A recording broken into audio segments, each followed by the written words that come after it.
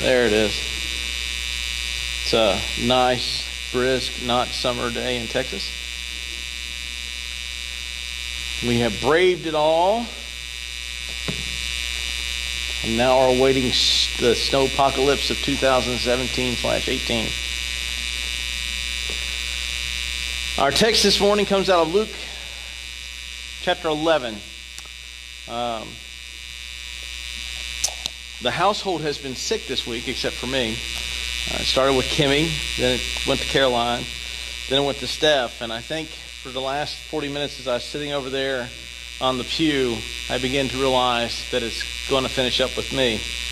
And so I'm starting to get that. I think I could play Captain Jack Sparrow. Delight, where's Delight? Is Delight here? No. Oh, I could play Captain Jack Sparrow because I've kind of got the thing going on. So it'll be interesting watching me pace. Luke chapter 11, starting in verse 37. Luke chapter 11.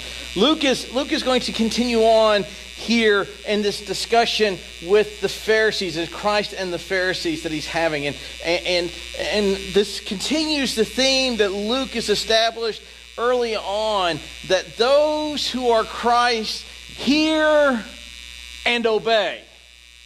Simply is not enough to hear what God has said. It simply is not enough to take it, synthesize it into your head, and then do nothing with it.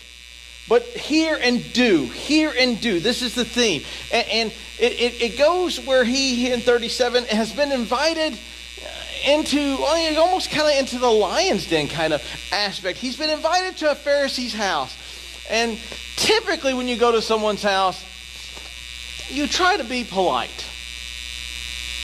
Well, not our Lord and Savior. So we'll pick up here in 37.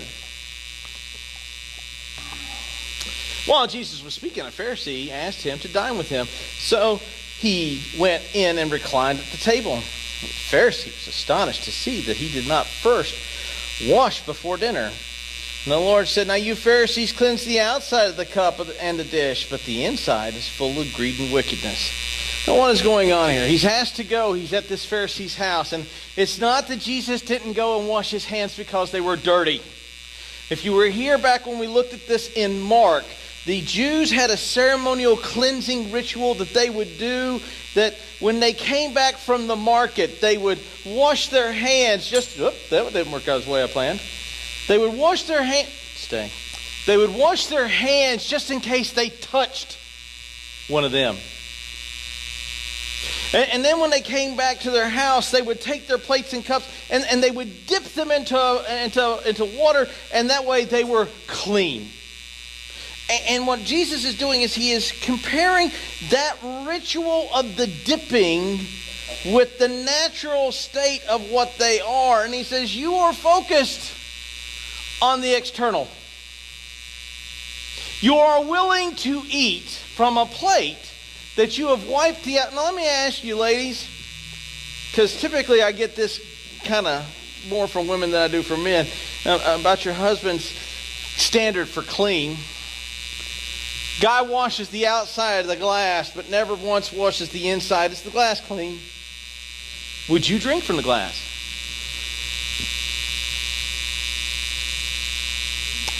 A man is concerned about the exterior of his godly life, but not the interior. Is he clean? No. See, the Pharisees, Jesus is going to call out the Pharisees. Now, why does he have this engagement with the Pharisees? Well, first of all, they are the political leaders. They are the religious leaders of the time. But also, since the purpose of Luke's writing is not only to tell us the life of Christ, but the life of the disciple, how to be a disciple. You have to understand that the Pharisee is in all of us. We all have the propensity, we all have the inclination, we all have proclivities to be the Pharisee. There are things in which we are very Pharisaical about. And we become very indignant when those things begin to be called out. Why? Because those are our things.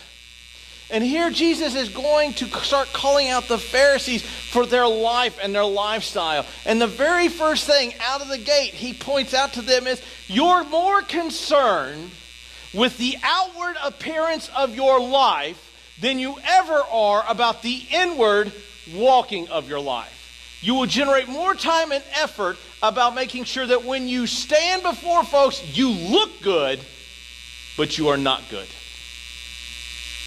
And then he is going to go on a list of 6 woes, in which he is going to just expose the hypocrisy of the Pharisees.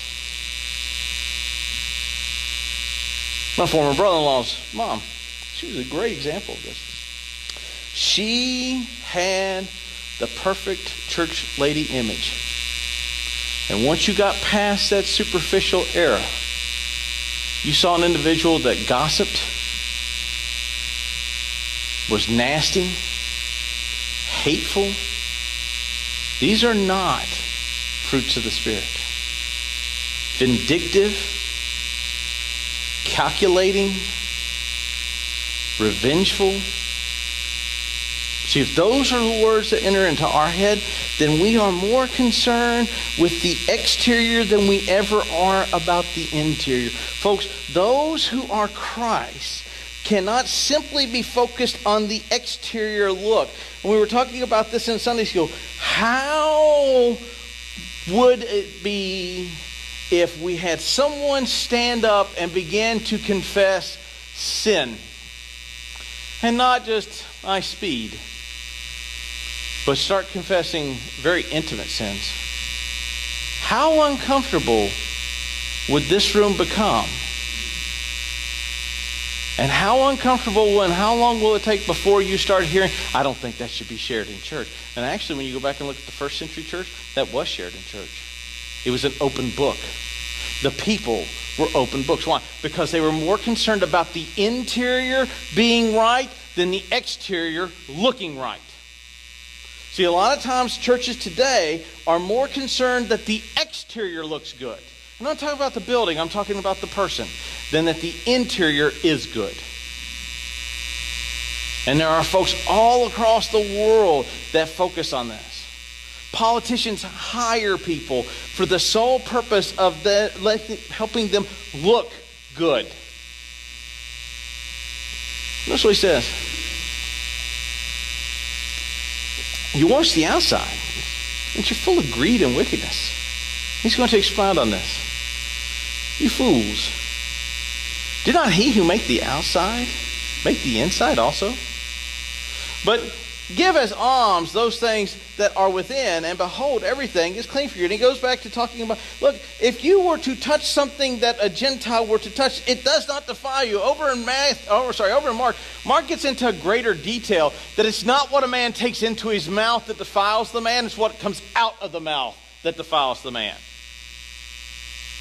See, because what goes in, and Mark is very crude about this. What goes into the man is turned into waste and is wasted out. But what comes out of the man's mouth reflects the inner part of the man. See, if you're concerned, if you play the Pharisee and you are concerned about the exterior more than you are the interior, then your focus is an unhealthy focus upon the things of God, because your focus is not about you being in a right relationship with God and having a right standing with God, but looking right before others. And so he begins to call out their hypocrisy here in 37, and he's going to continue on. Go to 42. Here are part of the 6 woes. Woe! It is not the command when you want a horse to stop. Whoa, Nelly. That's not what he means by woe. One way you can understand this is, be assured. Hear this warning. Destruction is coming. Usually when there's a woe, the phraseology behind that is destruction is coming. Stop now before the Lord brings judgment. That's really what the force of the woe brings. It's not like going, whoa. No, not so much. Woe to you Pharisees, for you tithe mint and rue and herb, and you neglect justice and the love of God. You tithe You look good in tithing, but you neglect justice. Again, you hear the hypocrisy that he's bringing up here. It's about the external of being good rather than, or looking good rather than being good. It's about having the appearance. There's a really good movie called Cinderella Man. It's about James J. Braddock, who was a boxer who went on to be the heavyweight champion. And in the scene, he is managed by a man who's played by Paul Giamatti, and it's during the Depression. And the boxer's wife, who's played by Russell Crowe, his wife goes to the apartment of the manager. And he lives in a very upscale neighborhood, in a very ritzy apartment. And she's beating on the door because they're out of money and they're out of food. And when they open the door, she sees that there's nothing in the apartment. And there is no food. And the only furniture they have is a card table with 2 chairs. And Paul Giamatti looks and says, you have to keep up appearances. See, for a lot of folks, Christianity is about the appearance of being good, not the actuality of being good. See, to be Christ, you must hear and obey. You must hear and do, not simply hear and then begin to make yourself look good.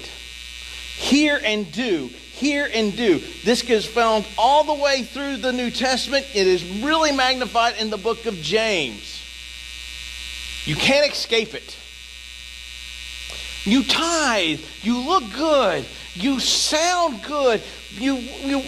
People go, wow, what a tithe. But then when you are out in the community or out in your personal life, you reject the justice God demands you to give. This is the whole nutshell of the Good Samaritan. And that in itself was a story that Jesus told to bring offense to the Jews, because he could have made the hero of the story a good Jew that helped the Samaritan, but instead he made the hero of the story a half-breed, a sub-human to the Jews.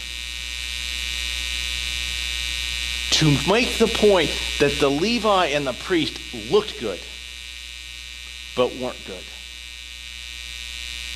The Samaritan did not look good, but was good. You do these things to look good. You tithe your mint. You do all the things that are required. But when it's required of you to love justice, do mercy, and walk humbly with your God, you don't do those things. That's what it says. These things you ought to have done without neglecting of others. Now, what's happening? Well, one of the things this is saying here is possibly they are tithing in an unworthy way. They are tithing purely for the purpose of being demonstration. Look how good I am. The other explanation is, and I think you can roll all three into this. The other explanation is that they are more concerned with how they look tithing than they are concerned with the requirement for them to be good Jews to their neighbor.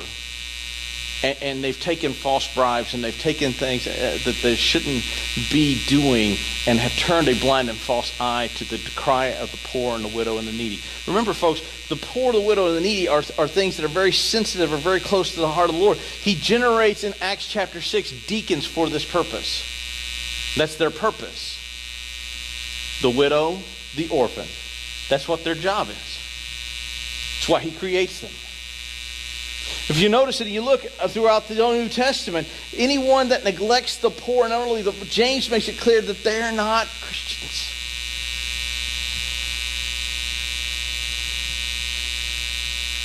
Lastly, is that what they've done when they've tithed is, instead of using funding that should be going to the poor, the widow, and the elderly, is they have yelled Corban.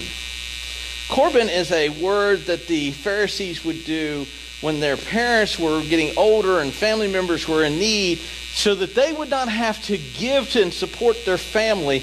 They would simply say, well, this is Corban. What it means is it's dedicated to God.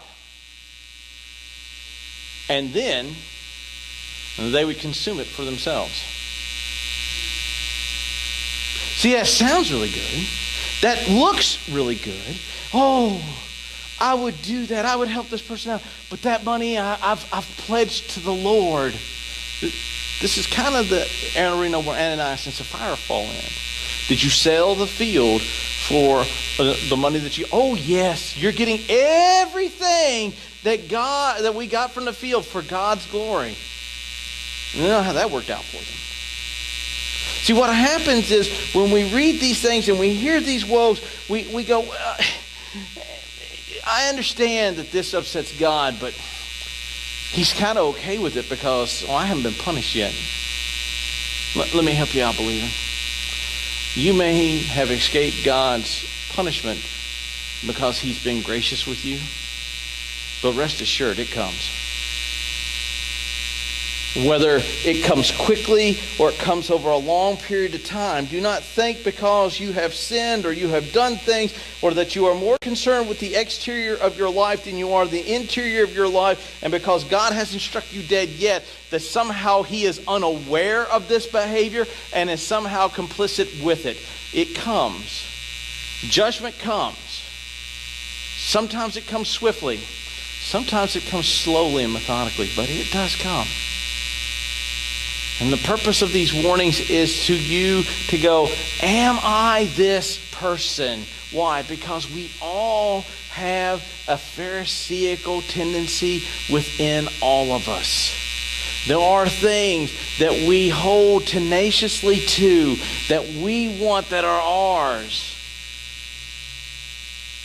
And we behave in a certain way. Sorry about that. We behave in a certain way that we normally would never behave in. Woe to you.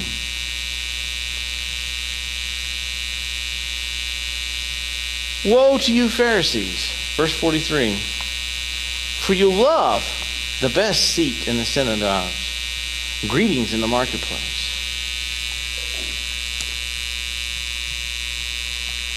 Woe to you, Pharisees.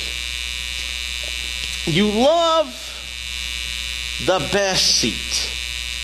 You love the greeting in the marketplace. You love the accolades and the recognition. There was a statement that went around that says, when you die, people should ask why there isn't a monument for you than why there is. You should live your life in such a way that upon your death, people are asking this question as to, why have we not honored this individual for the work they have, as opposed to, why did we honor this person for the stuff that he did? See, a lot of times these Pharisees were very much about establishing themselves and promoting themselves and having themselves being the center of the attention, and to where when they came into the synagogue, people knew to get out of their seat to where they had their seat of prominence, and it would be up front where everyone could see their actions, and oh, they're so holy because there they are. And then when they got into the marketplace, they loved to hear people cry out to them because, oh, it fed their ego. Again, external versus internal. External versus internal. You can't get away from it here. And the story that you had, again, will reference back to the Good Samaritan. External versus internal. External versus internal. You cannot escape it. Go back to the last sermon that we had before Christmas, in which he was talking about the sign of Jonah, and that the people of Nineveh are going to judge this present evil age. And so are the people from the Queen of Sheba. Why? Because they ask for signs, but yet they have no heart that really want the sign. External, internal. External, internal. In your life today, where is your focus? Is it on the external? Is it looking good? Or is it on the internal, being good? When I use the term being good, I don't simply mean that you are a good person, but being good as a godly human being. To where when you walk past those who are in need, you simply don't just go, get a job. Where you know of needs within the congregation or within the people or amongst the body, you don't simply just go, well, yeah, I remember what it was like. You get over it. You get through it. That's an external focused individual. An internal focused individual takes what the Lord has given and brings aid and seeks justice and seeks for care and maintenance of those who have less. This is very much the thrust of the early part of Acts. Woe to you. This is not one of those sermons that Jesus preaches where people go, man, that was just such a wonderful sermon. I just felt my heart just so blessed. No, not so much. Woe to you. Same section, same verse. Woe to you. You like these things? For you are like unmarked graves. And people walk over them without knowing it. Man, the proverb says, is like the flower of the field, and the wind blows over it, and its place is remembered no more. See, we live our lives as though we are something, and we are going to leave behind some great monument, or we're going to have our progeny be on, and our bloodline travels on, and we assume that we are it when we are on the earth. And one day you die. And your place is remembered no more. Oh, sure, for a generation, people will maybe come by and see you, but you go out to places today. There are cemeteries all over this state. When I was at Fort Jackson, there were cemeteries all over Fort Jackson, and those people have been long gone and forgotten. But while they were alive, they believed they were somebody. See, that's the external versus internal focus. The external believes that while they're here, they are it.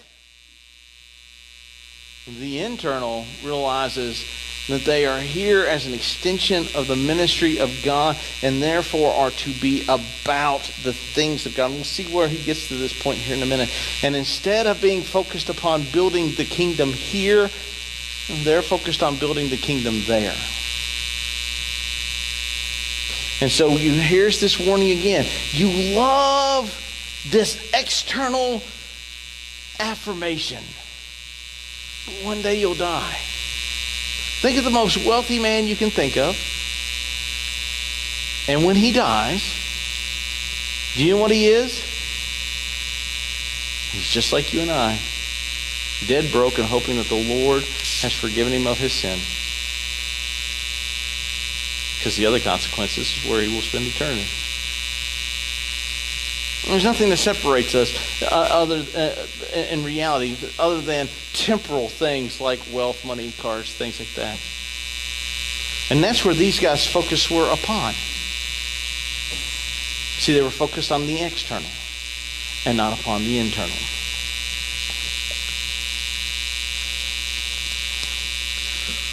One of the lawyers, gotta love lawyers. Lawyers are great people. Huh? Was there a lawyer in here? Do you know why lab technicians use lawyers instead of rats for testing things on? Because the lab technicians are getting too attached to the rats, and there's some things a rat won't do for money.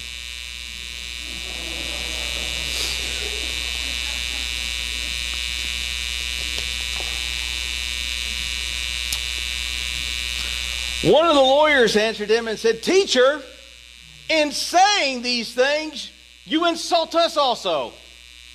You are offending us." And notice what Jesus says.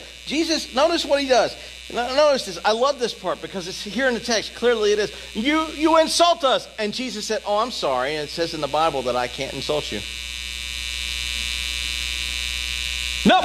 He doubles down. "Oh, did I insult you with the Pharisees? Well, here, let me not talk about lawyers." He doubles down upon it. Why? Because here's the thing. He's not insulting them for the purpose of insulting them. He is living from the principle of the proverb that says, "Faithful are the wounds of a friend." He is not wounding these individuals to go, He is wounding them and giving them warning so that they turn from their ungodly behavior. Not so they can continue on in ungodly behavior. This is why he is insulting them and wounding them. That is the purpose. And he doubles down on it. And notice what he says. Check this out. Woe to you lawyers, for you load the people with burdens too hard to bear, and yourselves do not touch the burden with one finger. Notice the phraseology, I think the idiom, didn't lift a finger to help, comes right out of this passage. When I was in seminary, I hated group projects. I hated group projects because you and a couple of guys would work really hard to get a group project work, but there was always every group always got that one guy. Y'all know who I'm talking about. The one guy that does nothing, yet gets the same grade as all of us that worked. And every time we're like going, look, we know who these guys are. Make a group of them. Well, if I did that, they'd get an F. That's the point.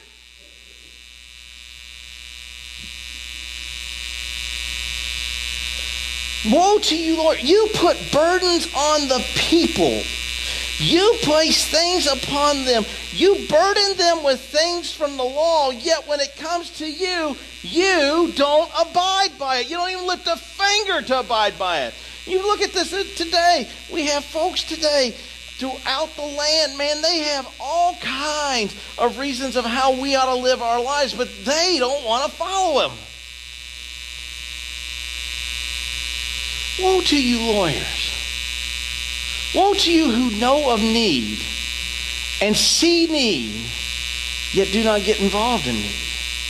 The statistics still hold. When I was a young boy, when they came out, they still hold about the same. 20% of the people do 80% of the work in the church. That means 80% of you are content with a burden being placed on 20% of the people, yet you refuse to lift one finger to take that burden off.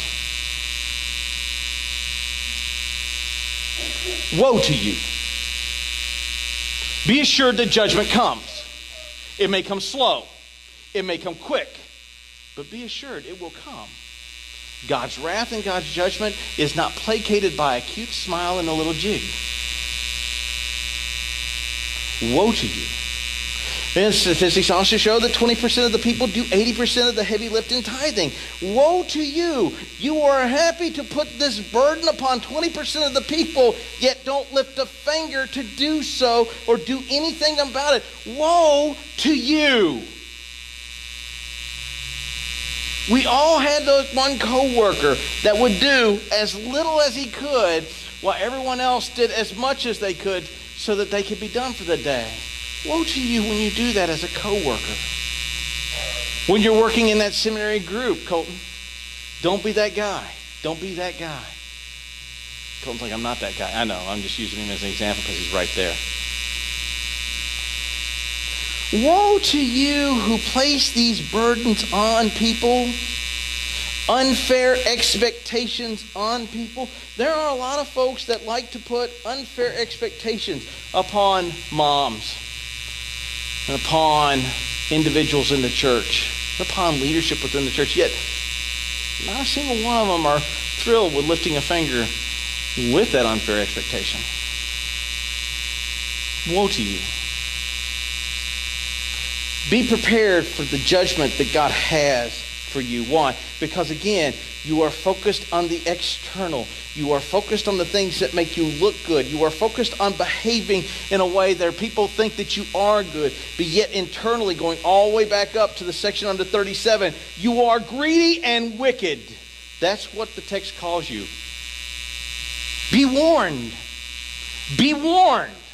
It's what Jesus is saying to the Pharisees is what he's saying to us today. Why? Because we all have the opportunity to play the Pharisee. It isn't fun getting nasty and dirty, doing things around the Lord's house. And so we are happy when other people do it for us. But woe to you if you have the expectation of other people working yet you reaping the rewards. Woe to you. Be involved.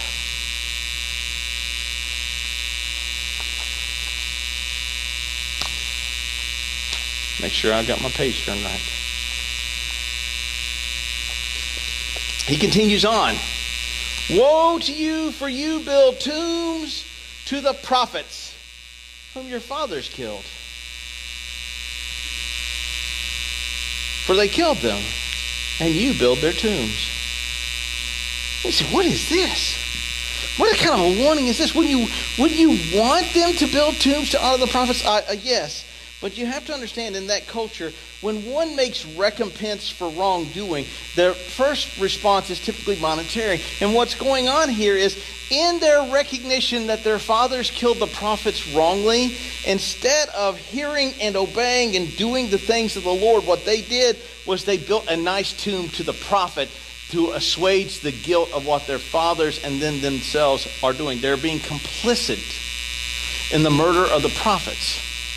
Because instead of embracing the message that the prophets gave them, which is the coming of the Christ, which is the coming of the relationship that you have, which is to follow the things of God, which is to live a godly life, then when the prophets preached these things in the Old Testament, the people in the Old Testament did not like it and did not want to listen to them, and then killed many of those prophets because the message that was preached was something that they did not want to hear.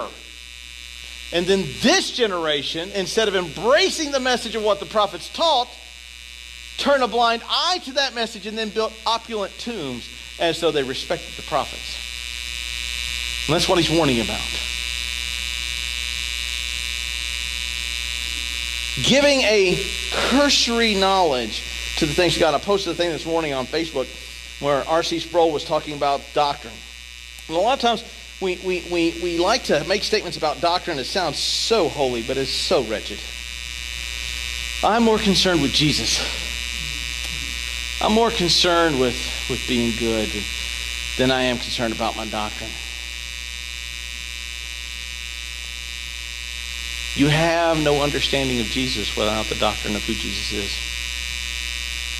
You have no understanding of being holy without the doctrine of what holiness is. The first violation of doctrine came in the Garden of Eden when the devil said, God didn't really say this, did he? See, doctrine matters. It's not simply saying, well, we give lip service to the things of God, yet we don't go beyond the things of God. We give lip service that, yes, it's important to be in church, but we don't know why we are in church. We give lip service that, yes, the Bible is important, but yet we don't ever open its pages except for on Sunday morning, or when we're in trouble, or when someone is sick. We give lip service, again, external versus internal, external versus internal, external versus internal. The external says, yeah, I would die if someone tried to take this from our hand, yet it sits covered in dust by your bed. Why? Because it's external versus internal, external versus internal, external versus internal. And Christ is not really mattered or concerned about your external. What he's interested in is the internal. Does your heart reflect the hearing of the word and the doing of the word? Or just does it reflect the hearing? It's not just simply enough to hear. You must hear and do. You build these opulent houses. You have these very gorgeous texts. You have this really awesome sounding prayer life. But in reality, what you are doing is placating the people around because there is no depth. We'll see how he brings this out here in a minute. There is no depth. Therefore also the wisdom of God said, I will send my prophets and apostles, and some of whom they will kill and persecute, so that the blood of the prophets from the foundation of the world is charged against them this generation. From the blood of Abel, what did Abel do? Abel brought a sacrifice that was pleasing unto the Lord. What did Cain do? Cain brought an offering. It's the phraseology of the text. Abel is considered a prophet. From the very beginning, Abel is murdered because he proclaimed a better sacrifice. Not, I had a better sacrifice than you, but willingly went and offered a better sacrifice that honored the Lord, while Cain, being concerned with only the external, not the internal, brought a sacrifice. And Abel was murdered. to Zechariah, who was killed between the pillars. If you go back and look at many of the prophets in the Old Testament, many of them were rejected for what they said because it offended and hurt the feelings of the people who wanted to continue on in their sinful life. And the prophets were spurned and rejected.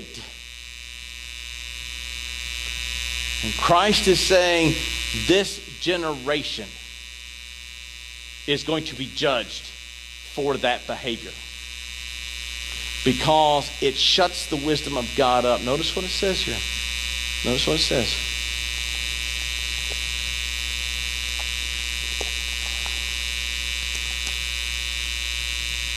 Yes, I tell you, it will be required of this generation. Woe to you lawyers, for you have taken away the key of knowledge.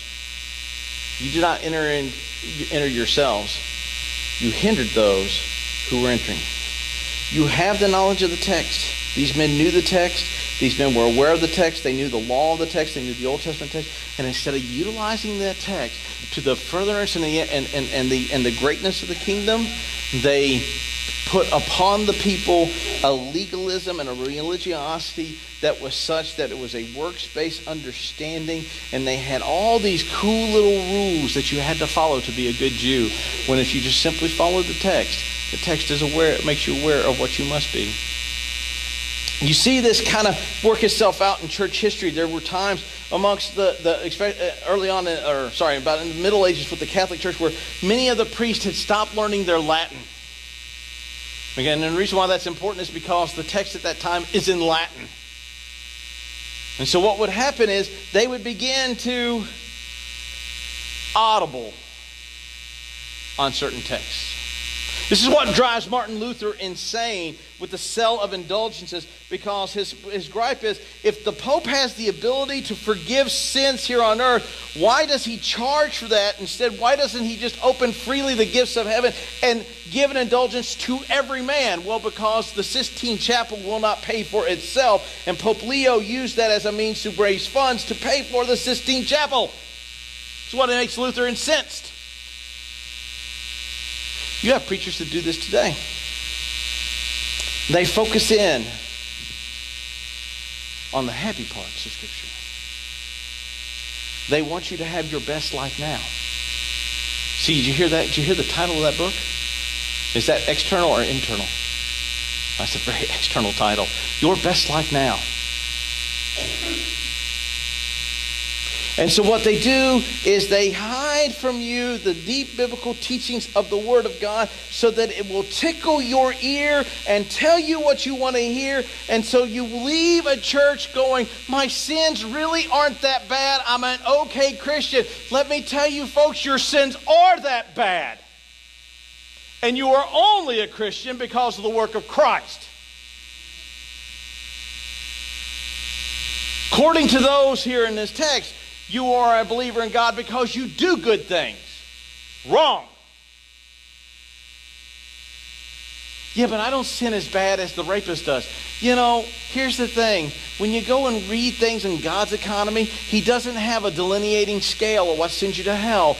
It all sends you to hell.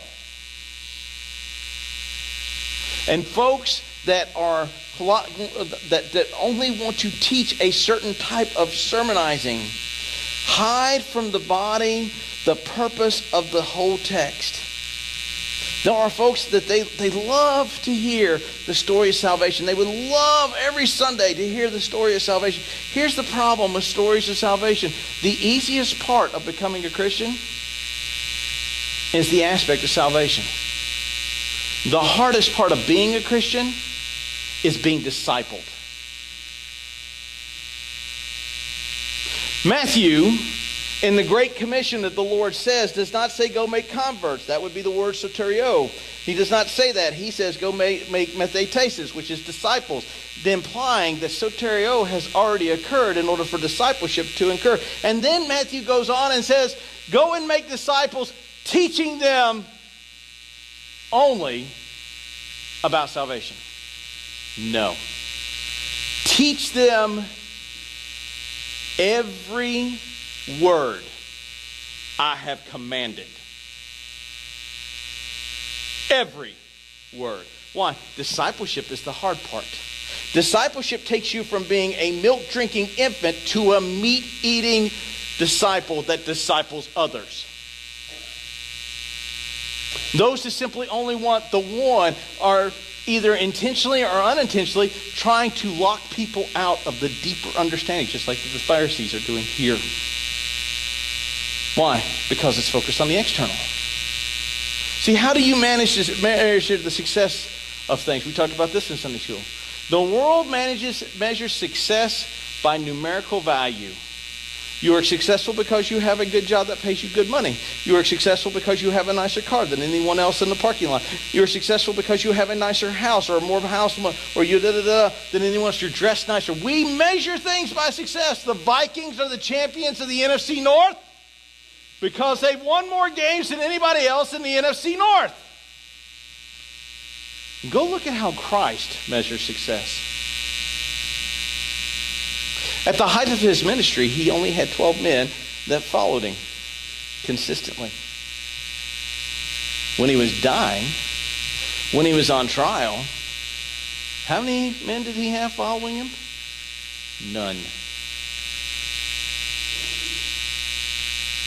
See, the matrix for success in God's economy rarely focuses on numerical. Matter of fact, this fits with the command as the reason why God forbid the kings to number their armies. Because if they numbered their armies, then success came to the strength of their troops, not to the success of God. See, these individuals kept this from the folks. They did not want to teach the folks deeply. Why? Because one, it would expose the hypocrisy of the Pharisee himself. See, a well-discipled group of people is hard to fake the funk in front of. But a bunch of milk-drinking sheep, it's easy to fool you. Because, well, there's no depth. The Pharisees were very content with keeping the people very much in the dark on the things of what God wanted, but yet wanted to put upon them a burden of the law that no man could keep. Their focus was on the religiosity of the legalistic standards of the text than it ever was upon the grace and love of God. And notice Jesus doesn't say, that's bad. He says, woe to you. Be warned, the wrath of God comes. See, it's not a polite thing to hear. And here's the thing. All of this is happening in the house of the Pharisee. Imagine if you were to invite someone over to your home, and in the middle of you feeding him dinner, he began to call out your sin in your home. I bet that'd go over like a lead balloon. Yet here is Christ doing that. Why? Folks, the life of the believer is too short to be caught up in the trappings of the external.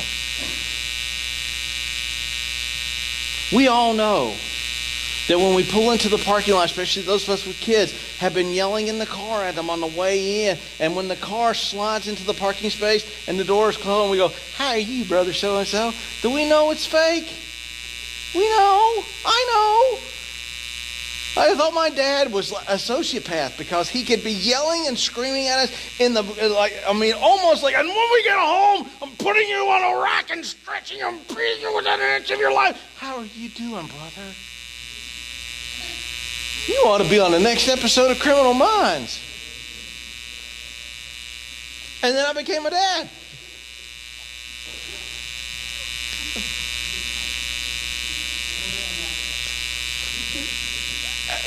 And then I drive myself to church by myself.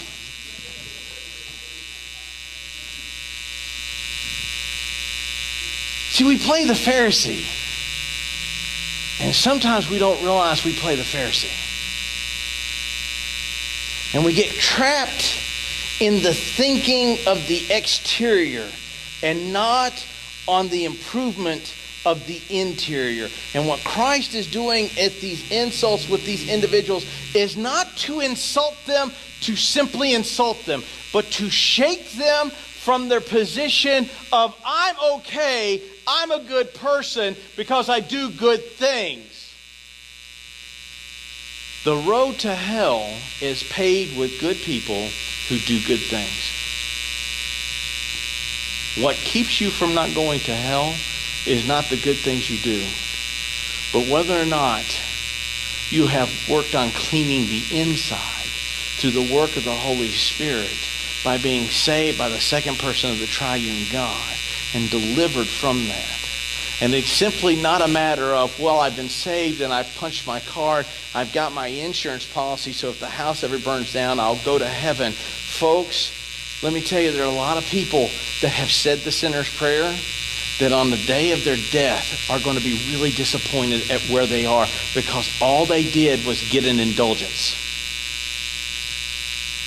They didn't really mean it. They came, they squirted some tears, they said, they didn't mean it. And they played the Pharisee in church their whole life. And they looked good on the outside, but they were corrupt wretches on the inside. Jesus' warning to us as believers is it's got to stop being about the exterior. It's got to become about the interior. The walk and the putting to death daily of the deeds of the flesh. The lack of common Christian character and courtesy all across our society is secularized, not because one day somebody woke up and secularized our society. Our society is secularized because we as the church secularized it. We began to elevate things over God. We began to elevate the external over the internal. And the generation that came up from that generation decided that church was not worth it anymore because that's a bunch of hypocrites. You've ever heard that phrase? I don't go to church because that's where hypocrites are. Of course that's where hypocrites are. Hi, I'm Ashley. I'm a hypocrite. And Paul will tell you in Romans, I believe, chapter 9, he's a hypocrite. The thing that he does that he knows he should not do, he does. And the things he knows that he should do, he doesn't do. It's the very definition of hypocrisy. Of course there's hypocrites in church. And the thing is that you don't stay one. You don't stay the Pharisee that is focused on the external. Instead, you focus upon the internal. The internal calls for a realness. It calls for a vulnerability. It calls for the person to be able to confess open sin without being shot for doing so. See, that's a church that's focused on the internal. That is a folk that are focused on the internal. And Christ's warning to the Pharisees is the same warning to us today. If our sole focus is the external, we're not His. Because those that are His hear and obey. Notice what happens, though. He's insulted them royally. Notice what happens. And we'll conclude. And as he went away from there, the scribes and the Pharisees began to press him hard, to provoke him to speak about many things, lying in wait to catch him in something he might say. He offended them. When they offended them, they had two options. Examine their own lifestyle or begin to seek his destruction. We see from the passage which one he took. I had a colonel one day come sit in my office when I was in Italy. Sat down, and for about the next hour, he greatly offended me. I was angry at him for weeks. Probably a couple months. As a matter of fact, it got rather heated in that discussion. I probably should have been brought up on charges for disrespect, but he was gracious enough not to do so. But it got extremely heated in the exchange. And at the end of that time, Though I didn't like what he had to say, I realized that what he had to say was proper and right. But I didn't want to hear it. The other option was, instead of going and listening to what he had to say, was begin to plot against that colonel. See, that's the two responses. Of those two responses, which one is external? Which one is internal? Thank you. See, their externalness is revealed in how they heard the rebuke and then pursued the action to eliminate the man who rebuked them. That's an external response. I didn't like to hear what the man had to say. And yes, I was 20 pounds overweight. And yes, I was happy being 20 pounds overweight. And yes, I enjoyed certain... And the conversation went on and back and forth from there. You guy's a good friend of mine to this day. I won't tell you his name because I don't want you to text me. So, those are the responses. The focus of the external will always be about its own preservation. It will seek to preserve itself over the institution. The internal focus is always about the furtherance of the kingdom and the eradication of sin. Where are you in this continuum? I drift. There are things where I play the Pharisee on in one area, and there are others where we're not so. And I look, folks, I would say that we probably all are on that continuum.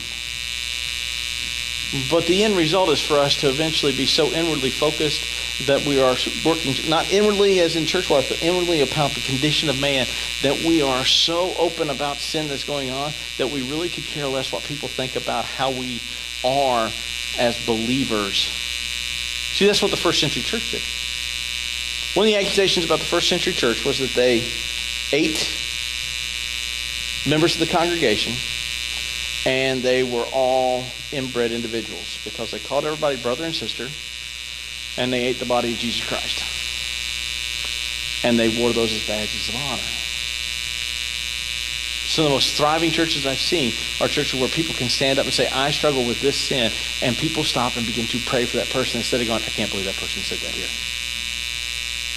See, it's a thriving church, but that's an internal focused church. Internal as in the body.